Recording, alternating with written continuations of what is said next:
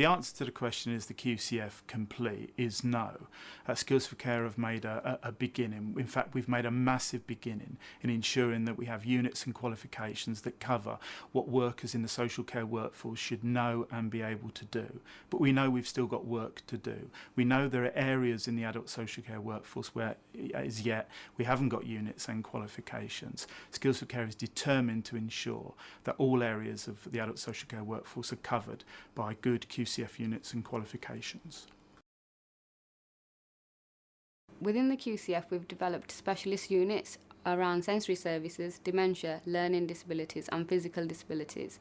There'll be opportunities for learners to take those units within the Health and Social Care Diploma at both Level 2 and 3. There'll also be opportunities to take a specialist pathway for the Health and Social Care for learning disabilities and dementia. Further opportunities will be available for learners to take smaller qualifications for continuing professional development. The Learning Disabilities qualification won't exist in its current format on the QCF. There'll be opportunities for learners to undertake the specialist pathway for learning disabilities within the Health and Social Care Diploma at Level 2 and 3. There'll be further opportunities for learners to undertake smaller qualifications for continuing professional development. We are looking at replacing the existing Health and Social Care Level 4 MVQ and the Leadership and Management in Care Services Level 4 on the QCF.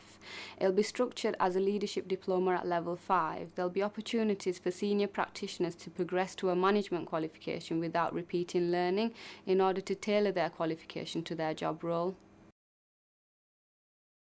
In health and social care, previously we've always had qualifications at level 2, 3 and 4.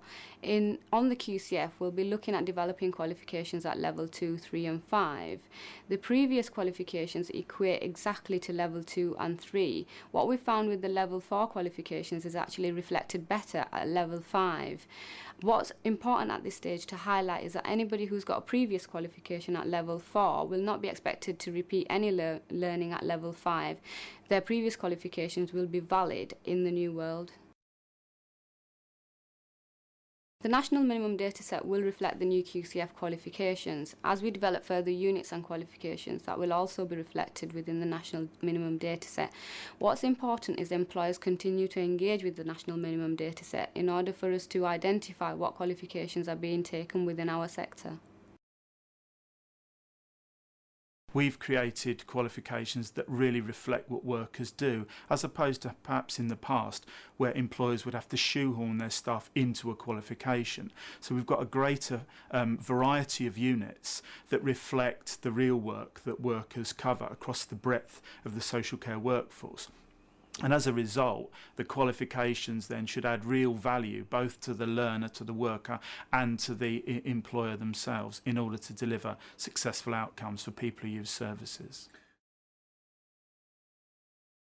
We've consulted widely with the employers and other key partners across the sector to ensure that their voice is heard in the development of the qualifications. They've not been developed by people like myself who've been out of practice for 20-some years or so, but they've been developed by people who are doing the work today and will be doing the work tomorrow.